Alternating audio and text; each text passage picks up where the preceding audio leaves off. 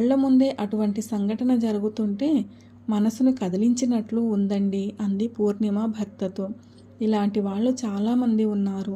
తల్లిదండ్రులని ఇంట్లో నుంచి తరిమేసే కొడుకులు, కూతురుని బలాత్కారం చేసే తండ్రులు, విద్యార్థులను లైంగికంగా వేధింపులకు గురిచేసే ఉపాధ్యాయులు, ఒంటరి ఆడపిల్ల కనిపిస్తే అఘాయిత్యం చేసే కామాంధులు, వీళ్ళంతా మన మధ్యే తిరుగుతున్నారు పూర్ణ. ఇప్పుడే ఇలా ఉంటే మరో 20 ఏళ్ల తర్వాత సమాజం పరిస్థితి ఊహించుకోవడానికే భయంగా ఉంది అన్నాడు బాలరాజు మంచంపై పడుకుని నిద్రపోతున్న ఇద్దరు కూతుళ్లను చూస్తూ.